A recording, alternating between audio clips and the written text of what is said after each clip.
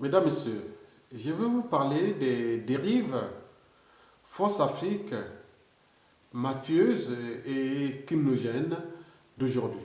Mais pour commencer ça, je vais situer l'évolution de la France-Afrique de façon historique. D'abord, depuis la découverte de l'Amérique par Christophe Colomb, nous étions au XVe siècle, exactement en 1492. Après la découverte de l'Amérique, on est passé à l'avènement de l'esclavage européen, ce qu'on appelait le commerce triangulaire. Il a commencé exactement à partir du début du XVIIe siècle. D'ailleurs, les premiers Noirs qui arrivaient aux États-Unis, les premiers Africains qui partaient de l'île de Gorée, qui arrivaient aux États-Unis, c'était à partir de 1610, sur les côtes américaines. Bon, ce commerce triangulaire s'est développé et a pris fin à la moitié du 19e siècle, exactement, officiellement vers 1848. Bon, bien sûr que pendant ce commerce triangulaire, il y avait des pays esclavagistes, notamment la France, le Royaume-Uni, le Portugal, la partie africaine, c'était les top 3, Angleterre, France et Portugal. Après ce commerce, bon, ben, après la fin de l'esclavage, bon, il est arrivé une guerre entre deux pays, anciens pays esclavagistes, bon, l'Allemagne et la France. À l'époque, on l'appelait la Prusse. Il y a eu une guerre en 1870. Bon, la Prusse avait gagné cette guerre contre la France. Et après, il convoqua, 15 ans après, la conférence de Berlin. C'était en 1885. C'était pour partager les gâteaux de l'Afrique francophone. Les gâteaux de l'Afrique. Donc ceux qui ont eu les plus beaux gâteaux, c'était d'abord la France, après l'Angleterre, puis le Portugal, et enfin l'Allemagne. Bon. Après cette conférence de Berlin qui a partagé l'Afrique, le gâteau de l'Afrique, il est arrivé une guerre bizarre, on ne sait pas pour quelle raison. Bon, bref, entre la France et l'Allemagne, c'était 44 ans après, la première de 1870, il y a eu la Première Guerre mondiale. Bon, l'Allemagne envahit la France. Donc il y a eu une guerre de 14-18. Après, à la fin de cette Première Guerre mondiale, il y a eu l'établissement du premier ordre mondial. Vous savez que la France était la langue des traités internationaux. Donc pendant la fin de la guerre, Première Guerre mondiale, la France a perdu, la langue française a perdu sa dominance à l'échelle mondiale. Parce que tous les traités internationaux, jusqu'en 1922, c'est passé comme français. Maintenant, après, il est arrivé l'Angleterre. L'Angleterre a pris le devant sur... La langue anglaise a pris le devant sur la langue française, bien sûr encouragée par les Américains. Bon. Donc, il y a eu bien sûr des clauses de la Société des Nations, de Versailles. L'Allemagne a perdu ses colonies, sa flotte militaire ou son armement est réduit à moins de 100 000 hommes, disait 100 hommes, je ne sais pas, voilà, des choses comme ça. Et donc, il y a eu un caporal-chef qui n'a pas accepté ça. Il a dit que c'était une humiliation de l'Allemagne. Il s'appelait Adolf Hitler. Bon, il y a eu tous ces processus jusqu'à, comme on dit en France, jamais 203, en 1939 à 1945, la Deuxième Guerre mondiale. et ce qu'on appelait la débâcle. Et la France va subir cette guerre. Et à la fin de cette guerre, bon, bien sûr que la France a gagné la guerre avec le concours des Alliés, dont l'Angleterre et aussi les États-Unis. Donc, on voit arriver une nouvelle puissance économique mondiale et militaire mondiale, c'est-à-dire les États-Unis. On met en place les Nations Unies, l'ONU, et on établit un deuxième ordre mondial, que j'appelle aujourd'hui l'ordre ancien. Il est toujours d'actualité, mais les autres cherchent à déjouer cet ordre mondial ancien, mais la France continue à entretenir cet ordre mondial ancien. Bon, donc, quel est cet ordre? Il faut voir les clauses de cet ordre mondial ancien. D'abord, l'avantage de la France et les contreparties. Vous savez que la France avait des colonies et autres, voilà.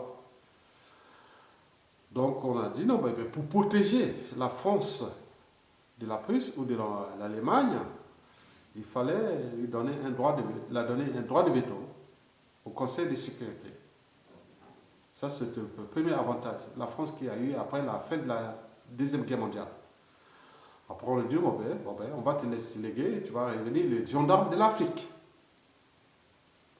Bon, après, point de vue économique, on a dit que les FMI, par exemple, la plupart des présidents de FMI sont tous des Français, la plupart des Français, parce que c'était des clauses. La Banque mondiale au monde anglo-saxon, la FMI au monde francophone. Qui dit francophone, c'est dit France. La Banque mondiale au monde anglophone. Ça, c'était les clauses. En contrepartie, les États-Unis, qui deviennent une nouvelle puissance économique et militaire mondiale, on va encourager à travers les Nations Unies, l'ONU, qui vient d'arriver, les processus de décolonisation partout dans le monde. Et je suis à l'échelle africaine. Bien sûr que dès les années 1950, il commence une guerre froide entre les Soviétiques et les Américains. Bon. Donc, pendant cette période, ce fut le moment pour la France d'utiliser cet ordre mondial ancien, notamment les droits de veto, les gendarmes de l'Afrique, pour imposer pendant la décolonisation ses propres règles. Voilà. Donc, bien sûr, il y a eu les référendums constitutionnels pour l'établissement de la 5e République française, qui est d'ailleurs d'actualité. Donc, qu'est-ce qu'il fallait faire? Donc, la France impose que, bon, bien sûr, nous allons vous décoloniser l'Afrique francophone en tenant compte des clauses instituées par l'ordre mondial ancien d'aujourd'hui. Oui, ancien aujourd'hui. À l'époque, c'était l'ordre mondial. Donc, la France va décoloniser plus ou moins ses colonies. Parce qu'il y a eu la guerre avec l'Algérie et aussi avec le Vietnam. Mais en fait, ils voulaient faire le jeu. Mais pour l'Afrique francophone, il n'y avait pas de problème parce qu'ils ont tous obtempéré aux injonctions de la France tenant à faire respecter les clauses de l'ordre ancien. Donc, vous allez devenir indépendant, je dirais plus ou moins indépendant.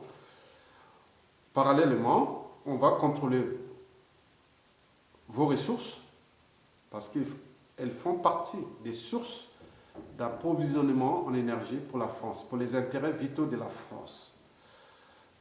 La France va aussi contrôler la monnaie dans la création du franc CFA. Donc, vous voyez que le franc CFA, par exemple, toutes les transactions entre l'Afrique francophone et en franc CFA, la moitié du bénéfice ou des intérêts autres reviennent à la France. Les réserves, c'est la France qui contrôle. Les pays d'Afrique francophone n'ont aucun droit de visite ou de... Voilà, c'est la France qui fait sa loi, sa propre loi. Donc, moi, je dis que l'indépendance de l'Afrique francophone fut un piège. Et pourquoi? Parce que la France-Afrique a consisté d'abord, c'était l'avènement de la France-Afrique pendant cette décolonisation d'ailleurs. Bon, d'abord, maintenir le rang mondial de la France en s'appuyant sur la valeur de ses ex-colonies, notamment l'Afrique francophone. Assurer, comme à la De Gaulle, hein, comme je dis, assurer le maintien, comme à la, comment on peut dire ça, à la Jules Ferry, le maintien des ressources vitaux de la France, des ressources minières, des ressources pétrolières, contrôler la monnaie, bien sûr, de ces États, ces nouveaux États du franc CFA. Vous savez, par exemple, il y a un journal allemand qui a dit que, en 2016, que la France, par exemple, le franc CFA livre à la France de 400 milliards d'euros à 1000 milliards d'euros chaque année, simplement par les intérêts de la France CFA, les réserves autres. Donc, il permet à la France d'emprunter moins cher et entretenir. Voilà, c'est une vache laitière, le franc CFA, pour la France. Donc, la France maintient son rang par cette monnaie aussi, peut emprunter moins cher et peut être une puissance européenne, peut parler. Voilà, ça lui donne un rang de deuxième puissance économique d'Europe et quatrième ou cinquième après. Il s'est dégradé lui-même. Maintenant, aujourd'hui, on parle de cinquième ou sixième. L'Allemagne s'est affranchie de l'Afrique depuis la fin de la Première Guerre mondiale. Mais elle est toujours restée la première puissance économique du monde, d'Europe, et la quatrième du monde. La dette, comparez la dette entre la dette française et la dette allemande, vous verrez que en France, en fait, c'est une grande cour de récré politique à caractère France-Afrique et autres. Mesdames et messieurs, bon. Dans ce schéma, il y a eu aussi des règles qui ont été établies, pas de démocratie en Afrique francophone. Bon, quoique, bon, pseudo-démocratie, c'est-à-dire des démocraties contrôlées par la France. Ce schéma a toujours bien fonctionné pendant le gaullisme. Oui, pendant le gaullisme. Pendant le général de Gaulle, c'était parce que quand le général de Gaulle allait par exemple à Brazzaville, il avait une vision. Quand il allait en Afrique, il avait une vision.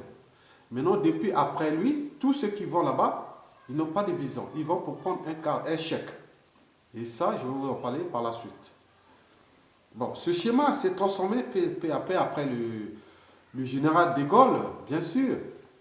Il s'est transformé pendant le giscardisme en conflit d'intérêts particulier et partisan. Vous connaissez avec le président Valéry Giscard d'Estaing, les diamants de Bokassa, il pouvait aller en vacances en Afrique. Pendant les vacances d'été, on ne sait pas où il se trouvait, mais il était quelque part, soit en Centrafrique, en train de faire les parties de chasse, de partout, tout ce qu'on connaît, comme un notable, voilà, français. Il utilisait la France comme compagnie d'assurance. Au moins, c'est une puissance économique, il a les moyens militaires, des renseignements, des coups d'État et autres, il peut tuer, il peut faire, il a les droits de vie et de mort. Dès qu'on voit un président français pour l'Afrique francophone, il a les droits de vie et de mort sur tout individu africain francophone. Bien sûr, c'est étendu à d'autres pays pour surtout garder cet ordre mondial ancien, c'est-à-dire le gendarme de l'Afrique. On a valorisé ça, il a instrumentalisé ça, on en parle encore aujourd'hui. C'était établi pendant la Seconde Guerre mondiale, c'était pour protéger la France contre l'Allemagne. On lui donnait le droit de veto plus, et on lui donne, vous devenez les gendarmes de l'Afrique. Bon, l'Angleterre s'est affranchie de ses ex-colonies depuis la décolonisation, et aujourd'hui on voit que les pays anglophones sont les plus qui avancent, qui ont le dynamisme économique et même démocratique que les pays francophones. Mais pourquoi la France continue-t-elle à entretenir cet ordre ancien? Est-ce que les Allemands qui s'étaient affranchis de l'Afrique et les Anglais, les hommes politiques de ces pays sont plus intelligents et plus humaniste et plus civilisationnel que les hommes politiques français. Oui, en tenant compte des réalités, on peut tout à fait l'affirmer.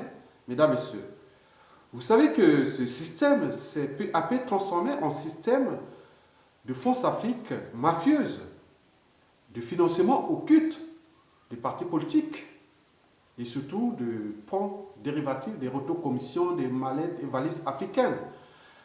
D'abord pendant le mitterrandisme, parce que les dictateurs là, ils avaient un pourcentage de PIB, produit intérieur brut, de ces pays qui livraient une part pour les partis au pouvoir, socialiste ou de la droite, une part pour l'opposition.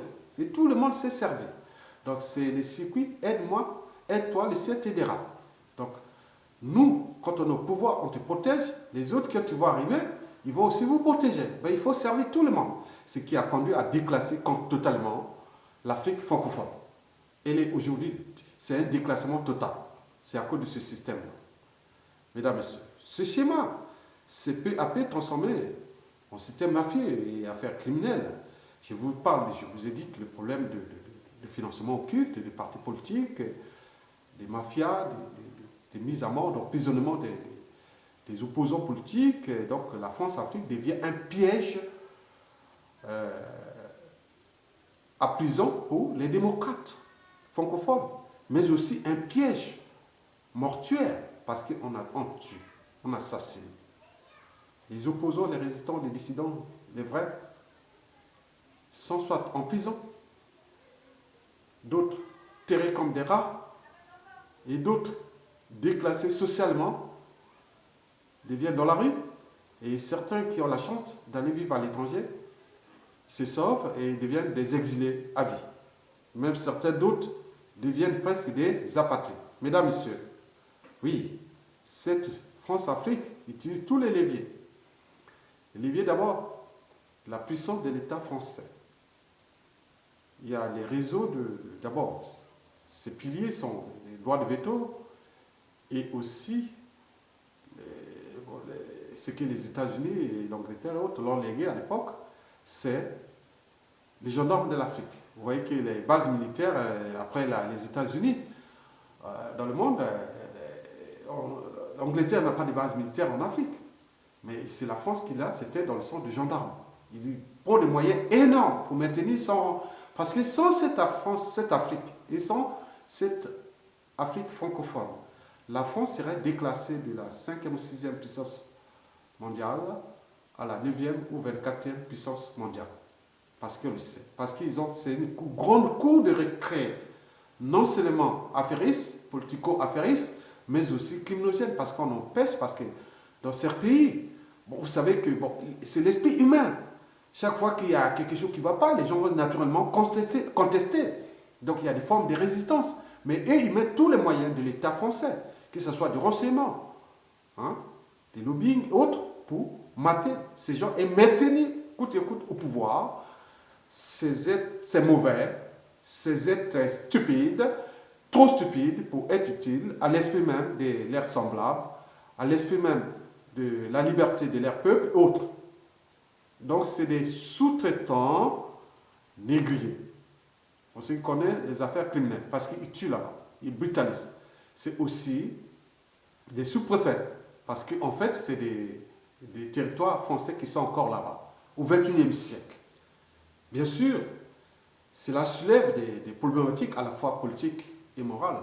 Je dirais que c'est immoral qu'un pays puisse s'attacher à un écosystème humain et dénier les droits humains, les droits fondamentaux, les libertés fondamentales et surtout le but de la condition humaine, dont l'accès à l'eau, à l'énergie et autres, et aussi, bien sûr, les questions des libertés politiques, du suffrage exprimé. Et s'ils font des rêves, à chaque fois on voit en France, je vois en France, chaque fois ils font des rêves, ils sont jeunes, ils ont moins de 30 ans, ils vont jusqu'à 60, 70, ils font des rêves, des campagnes présidentielles, des primaires, autres, ils rêvent eux. Mais là-bas, les intelligences africaines, même démocratiques, même humanistes, ne peuvent pas s'exprimer parce qu'à chaque fois, quand vous contestez cette France-Afrique mafieuse, vous devenez l'ennemi, soi-disant, de la France. Alors que c'est un cycle sans fin. C'est-à-dire, les mêmes crises créent les mêmes conséquences. Le monde de causes et des conséquences. L'immigration, le terrorisme et autres sont que de la signification de cet esprit français qui n'a pas encore franchi ou s'est affranchi de l'Afrique francophone. Mesdames, Messieurs, bien sûr que cette France-Afrique est une organisation, devient une organisation presque à caractère mafieux et criminogène. Bon, le déni de démocratie.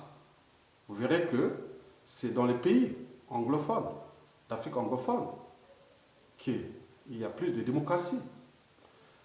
95% des régimes politiques d'Afrique francophone sont des régimes dictatoriaux, à caractère antisocial et surtout criminogène. 25% du côté du bloc anglophone. Bien sûr que les régimes dictatoriaux d'Afrique anglophone ne sont pas instrumentalisés par le monde anglo-saxon ou par le Royaume-Uni. C'est des réalités anthropologiques endogènes à l'échelle africaine d'ailleurs. Mesdames, Messieurs, mais du côté de l'Afrique francophone. Mais ils sont bien sûr protégés, instrumentalisés par des cellules depuis l'Élysée, depuis des organisations autres. Voilà, ici en France. Et vous voyez les conséquences. L'Afrique francophone est en train de se déclasser chroniquement, se décrocher chroniquement, économiquement. Regardez tous les indicateurs macroéconomiques de l'Afrique francophone comparés aux ressources potentielles, qu'elles soient humaines ou naturelles. Vous verrez que c'est un désastre. Mesdames, Messieurs, bien sûr que les prisons, les opposants sont en prison, d'autres forcés en exil, il y a des apatrides, d'autres, il y a un système d'aliénation. Donc on dit, voilà. Donc bien sûr pour la France, la fin ne justifie pas les moyens. Les dictateurs eux-mêmes aussi, hein, ils savent qu'ils sont protégés parce qu'ils ont tout livré, le PIB de leur pays, à ces organisations, ces partis politiques. C'est des amis, hein. Moi j'ai d'autres candidats à l'université, autres ici, hein. Après on les voit, il est quelque part en Afrique, et ceci, moi je dis, ah mon Dieu, moi j'aimerais avoir cette chance-là. Voilà, on n'est pas tous bêtes. Moi j'ai dirigé des organisations politique de jeunesse estudiantine à la faculté de sciences à l'université Marine-Gwabi. Voilà, on a tous des docteurs, des professeurs, des hommes politiques ici, d'autres sont en exil, ils n'osent plus parler. Parce qu'à cause de cette organisation. Mais les pays là-bas sont en train de se déclasser. Parce qu'ils ont mis à la tête des gens, des gens qui ont des têtes bien pleines, des feuilles de manioc dans leur tête, donc leur cerveau est géré ici à l'extérieur. Voilà. Mesdames, Messieurs, l'Afrique francophone, un piège apaisant, un piège mortuaire, non seulement pour les démocrates, mais aussi et surtout pour le peuple. Voilà, en tenant compte des réalités et de ce qui ont pu avancer, créer des valeurs ajoutées, créer des choses vraiment nouvelles. Parce que le problème n'est pas d'avoir un développement, un progrès social infini, ou économique infini. On aurait pu compenser des choses et créer d'autres valeurs ajoutées, l'humanisme et de tout ce qui arrive aujourd'hui au XXIe siècle, les enjeux des changements climatiques, la pénurie des ressources naturelles, d'où l'enjeu de l'éducation, donner les conditions pour que tout le monde... Voilà. Mais pourquoi une certaine oligarchie politico-affairiste peuvent conspirer contre les candidats élus? Je vous prends le cas de Général Mokoko. Mediapart, d'ailleurs, a diffusé plus d'informations sur ce sujet-là, qu'à Manuel Valls, avec tout ce qui s'est passé. Vous connaissez des A à Z ce qui s'est passé avec Manuel Valls. Pourquoi Manuel Valls est arrivé Premier ministre? Parce qu'il y a des réseaux, des mafias, des réseaux de pression, de conflits d'intérêts autres, ou même des médias associés au système qui ont imposé Manuel Valls. C'était comme ça. Mais le peuple français aura toujours les derniers mots. Il est maintenant désormais bien informé. Voilà. Mais c'est une question de vie et de mort. On tue les gens là-bas. On emprisonne des... Mais parmi même ces gens-là, ils ont des enfants petits-fils, métis, françaises. D'autres, voilà, des femmes autres. Et j'ai été quelque part là, et un enfant qui dit, ah, un métis, hein.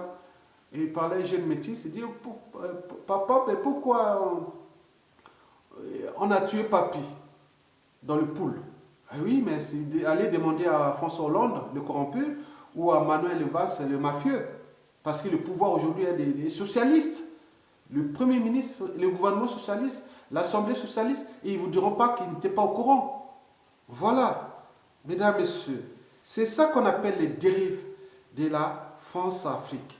C'est vraiment la dérive totale de la France-Afrique. Donc on maintient les dictateurs pour maintenir leur rang politique, leur intérêt particulier et partisan, en utilisant la France comme compétence. On renseigne ces dictateurs, on les protège, on dénie même le suffrage universel là-bas, les droits de l'homme et des citoyens. Dès que leurs intérêts sont protégés, le reste des droits de l'homme ou des droits humains, on n'a fait que dalle. On te dit par qui? Par cette même élite africaine. Parce qu'ailleurs, ça ne suffira pas, parce que la liberté, c'est dans l'ADN, dans le sang, c'est l'esprit même de la liberté. On ne peut pas tolérer ça. Le monsieur qui fait ça, prenez tous les moyens disponibles pour les mettre hors d'état de nuire. Mais pourquoi on ne le fait pas? On cherche toujours des amalgames, on fait du négationnisme, on trouve des boucs émissaires, autres. Alors que la réalité aussi, c'est cette France-Afrique qui dérive. C'est nous-mêmes, Africains, qui l'entretenons, par les élites. Bien sûr, qu'elles soient intellectuelles, politiques, autres.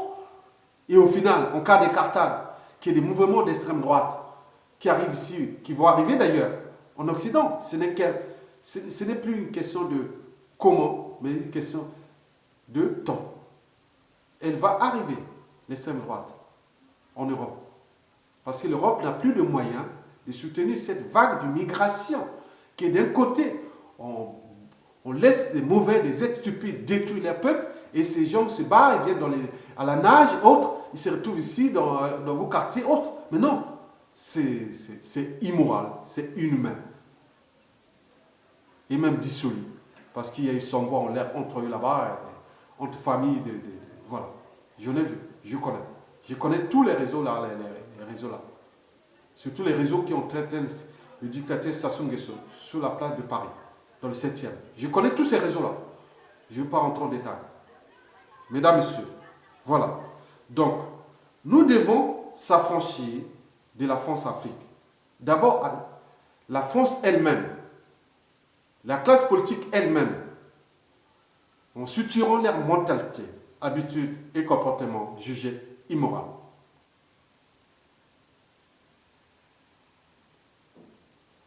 Quand vous êtes là entretenir des réseaux, vous n'êtes pas pour l'intérêt général. Vous êtes là pour perdurer. Parce que quand vous êtes un homme politique, vous entretenez des réseaux parallèles. Cela veut dire que vous n'êtes pas là pour servir l'intérêt général. Vous êtes là pour servir vos intérêts particuliers, d'accession au pouvoir. Et après, on protège ceux qui vous ont financé derrière. Et c'est ça qui se passe. En ce moment, les campagnes présidentielles de 2017, là, il y a beaucoup de ces réseaux appartenant à ces partis politiques et aux candidats qui sont en vadrouille partout en Afrique francophone. Et c'est immoral, c'est insupportable. Pour tout être qui a au moins un cerveau, qui sait gérer son cerveau, qui est responsable, qui a une conscience. Bien sûr que nous en avons deux. La conscience psychologique, qui est liée à la raison, et aussi la conscience morale, celle qui est le bien ou le mal. Je pense que la conscience de l'individu devrait être, ou de ces hommes politiques français, devait être au-dessus de l'appartenance. Voir ce qu'est l'intérêt général, l'intérêt des peuples, l'intérêt des intérêts stratégiques. N'est pas là pour se servir et entretenir des mandats électoraux sans fin. Mesdames, Messieurs, du côté de l'Afrique, c'est pareil. Pourquoi laisser libre cours à un dictateur, à bout de souffle, à bout de nerfs, au bout du rouleau, de devoir détruire tout un peuple, des individus, des familles, des vies et autres. Et en cas d'écartade, je répète, qu'on dit toujours, ne faites jamais à l'autre ce que vous ne souhaitez pas qu'on le fasse sur vous-même, ou sur vous, vos proches et vos amis, autres. Mais ce qui pourrait peut-être arriver quelque part aussi en Afrique. Parce que les intelligences politiques nouvelles, africaines, ils sont là. Bien sûr que par le cas du dictateur Denis Sassou Nguesso, il a désormais des embrouilles avec 9 familles congolaises sur 10. Donc 9 familles congolaises sur 10, ça veut dire qu'il a des embrouilles avec 9 intelligences politiques nouvelles congolaises sur 10. Quoi que vous allez maintenir comme ça jusqu'à combien de temps? Créer d'autres drames. Mais le monde a changé, il va changer. Rien ne se crée, rien ne se perd, tout se transforme. La transformation, c'est d'abord vous-même, sur différentes échelles. D'abord française, et aussi là-bas, mettre en commun un dynamisme